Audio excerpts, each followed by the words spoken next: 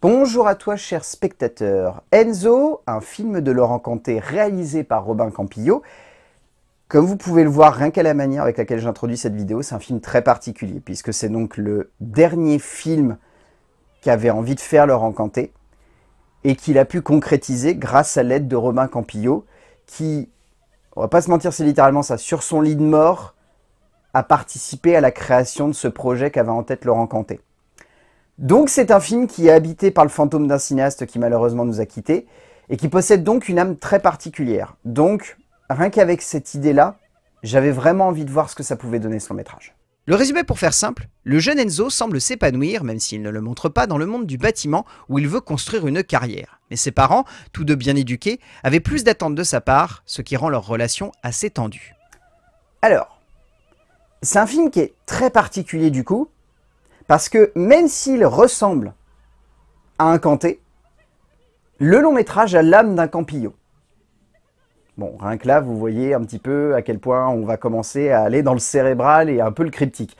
Dans le sens où c'est très atypique de voir un moment de cinéma où on sent que ça a été pensé par un réalisateur qui est très accroché à la société et au réalisme justement d'un personnage ancré dans celle-ci, et d'avoir la vision d'un auteur qui, lui, est beaucoup plus, j'irai pas dans l'imaginaire, parce que c'est pas forcément le cas de la part de Campillo, j'aurais pas été jusqu'à dire que c'est un cinéaste poétique, mais en tout cas c'est un cinéaste qui aime repenser le réalisme comme quelque chose de par moments un peu onirique. Donc on a vraiment ce mélange de tons et de possibilités en fait d'interprétation qui donne lieu à un moment de cinéma où on est un peu le cul entre deux chaises. Pour autant, moi j'ai trouvé le film bon, mais assez étrange. Vraiment dans le sens le plus noble du terme, c'est-à-dire qu'on est un petit peu perdu, on sent qu'il y a un réalisateur qui veut nous donner une certaine idée du cinéma et qui a été accompagné par un autre metteur en scène qui certes a déjà travaillé avec lui, donc a une complémentarité dans son style, mais a envie aussi de regarder le 7e art d'un nouvel œil, ou en tout cas d'un œil qui est un petit peu plus décalé.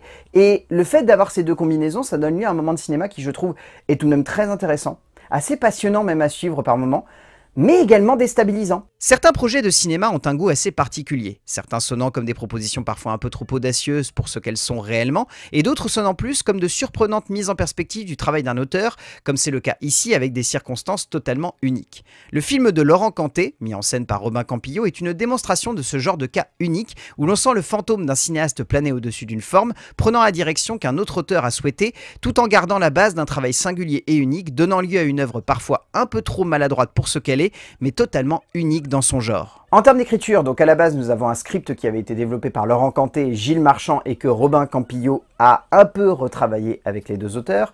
On sent en fait que dans sa base, c'est un récit qui ressemble vraiment à ce que Cantet a l'habitude de travailler, c'est-à-dire montrer un jeune homme qui a une certaine idée de la société, qui est affecté par le monde qui l'entoure, par littéralement le monde qui l'entoure, pas juste son petit monde, son microcosme, littéralement le monde, puisque c'est quelqu'un qui est affecté notamment par la guerre en Ukraine, et qui, par cette perspective-là, va constamment questionner sa situation. Parce qu'en plus, c'est pas n'importe quel enfant. C'est un enfant qui a décidé de devenir quelqu'un qui veut travailler dans le bâtiment, donc quelqu'un qui est à l'opposé de ce qu'est sa famille, c'est-à-dire une famille plutôt riche, qui aurait vu d'autres ambitions pour lui, et d'autres envies.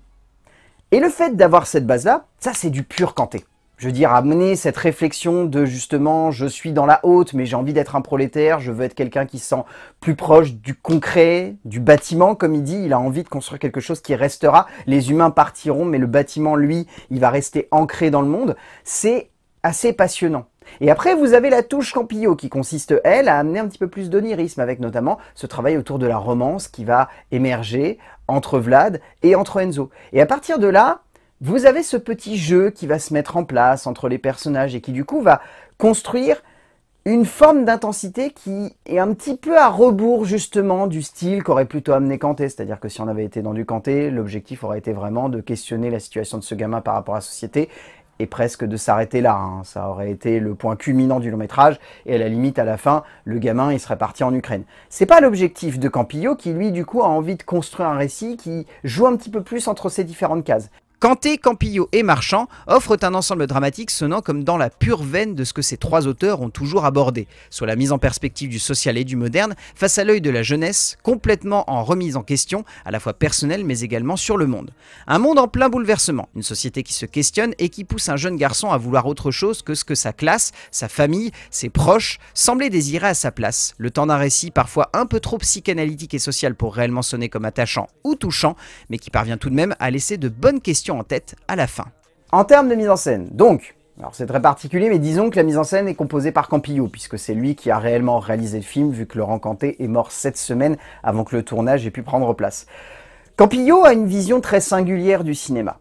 C'est un cinéaste qui, pour moi, est très ancré dans cet objectif que le cinéma se doit d'être pensé à la fois comme quelque chose de très onirique et en même temps comme quelque chose avec un petit peu de réalisme et de crédibilité pour faire en sorte que lorsqu'on amène de la poésie, ou en tout cas de la surprise au sein d'un cadre, il faut que ça sonne comme naturel. Et c'est ce qui se passe ici, hein. Très clairement, Enzo, c'est l'expression même de « j'ancre mon récit dans le réel et dans la crédibilité ». Même par moments, je trouve que Campillo, notamment dans les 20-30 premières minutes du film, épouse le style de Kanté. À part dans ce format. Le format, c'est pas du Kanté, hein. Kanté, il aurait jamais fait ça. Kanté, il aurait pris un beau scope et il aurait essayé plutôt de mettre en perspective un personnage dans un décor plutôt que le décor et de montrer ce personnage qui est au centre. Ce que sur un 66, par exemple, met parfaitement en perspective puisque l'un des premiers plans du film, c'est vraiment regarder une maison se construire, elle reste, elle est présente, elle est vraiment là dans le cadre. Et il y a des petits personnages qui commencent à bouger à gauche et à droite et rapidement, c'est là qu'on s'attarde sur Enzo. Donc, il y a une idée qui épouse le style de Kanté, mais il y a quand même le style de Campillo qui est toujours là. Et au fur et à mesure que le récit progresse, il y a carrément des moments où le style de Campillo, il explose au grand jour. Je pense notamment à cette séquence où Enzo est allongé sur le bord d'une falaise et regarde le ciel. Le plan, c'est du Campillo pur jus. Et il y a plein de plans comme ça, il y a des plans en contre-plongée qui remontent le long des falaises. C'est fantastique, ces plans sont magnifiques et sont très imposants. Et c'est vrai que du coup, ça donne ce côté un peu détonnant, c'est-à-dire qu'il y a cette crédibilité et ce réalisme qui veut accrocher ce personnage à la société et aux problèmes et aux maux de celle-ci. Et en même temps, vous avez cette envie de la part d'un auteur d'amener des petits moments qui sont juste comme ça, des espèces de petites parenthèses qui vont ponctuer le récit et qui vont amener juste ce qu'il faut d'onirisme pour se dire « Ah tiens !» Il y a un style qui est un peu atypique quand même dans ce récit qui justement a envie de nous parler de notre société avec beaucoup de réalisme et de crédibilité. Il y a ces petites notes. Campillo fait de la basque avec Kanté un travail qui sonne comme à son image. Un travail du cadre jouant sur les décors, sur l'ambiance d'un lieu, d'une certaine idée que l'on peut se faire de la perdition mentale de ce jeune homme, le tout au travers d'une scénographie qui est belle, voire même assez sublime par moments. Mais comme à son habitude, on pourra toujours pointer du doigt que par instant, le cinéaste français se perd un peu, notamment dans un travail du rythme, mais surtout de la mise en perspective de l'individu au cœur de tout cela, qui fait que même si l'on voit la justesse d'une esthétique travaillée, il manque quand même ce regard politique et social que l'on ressent encore dans l'écriture. En termes de casting, alors il n'y a pas forcément beaucoup d'acteurs secondaires à retenir plus que ça. On pourra citer Malouk Kebizi, on peut citer Vladislav Holik ainsi que Nathan Japy, qui sont tous très bons. Moi, j'aurais surtout envie de retenir dans les rôles secondaires Maxime Sliwinski, exceptionnel dans le rôle de Vlad, véritable révélation cet acteur. Comme souvent chez Kanté, c'est un nom professionnel, et Campillo a voulu garder cet objectif-là. Je trouve qu'Élodie Bouchez et Pier Francesco Favino sont tous les deux excellents dans les rôles des parents, très attachants, très justes, très sobres aussi dans leur manière de les interpréter, mais également avec des belles séquences. Je trouve notamment qu'il y a une séquence qui est vers la fin du film, très pure, et je trouve qu'il y a une vraie noblesse dans la manière d'interpréter les parents de la part de deux. Je trouve qu'ils sont vraiment très touchants. Élodie Bouchez notamment a une très belle scène. Mais je trouve que celui qui ressort, comme souvent dans les films de Kanté, même quand c'est réalisé par Campillo, c'est l'acteur principal, qui ici est juste exceptionnel. Et encore une fois, c'est pas un professionnel. Mais alors il y a un boulevard devant lui, hein. Il est vraiment excellent du début à la fin du film. Éloi Pohu est une véritable et puissante révélation au cœur d'un métrage dont il ressort comme étant l'essence même de ce que Kanté a toujours voulu faire avec ses jeunes premiers rôles, révéler des talents. Au bout du compte, Enzo, c'est une œuvre particulière. C'est une œuvre qui est habitée par une certaine idée de cinéma, qui est repensée par une autre idée de cinéma. C'est deux auteurs qui ont une certaine complémentarité, mais qui au fur et à mesure qu'ils ont développé chacun leur style de leur côté, se sont un peu opposés. Et là, ils se retrouvent, par le coup du sort, malheureusement, à faire un moment de cinéma qui a leurs deux pensées, leurs deux objectifs, leurs deux logiques créatives, qui ne s'équilibrent pas forcément, mais qui donnent lieu à un joli film.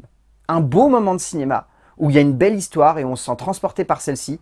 Et je trouve que c'est notamment dans les 30 dernières minutes, où il y a une petite magie qui se fait, et où l'idée que se fait Kanté du cinéma et la logique créative de Campillo se compilent parfaitement. Donc Enzo, un film de Kanté réalisé par Campillo, allez le voir. C'est une œuvre tellement atypique que rien que pour ça, ça vaut le coup d'œil. A plus!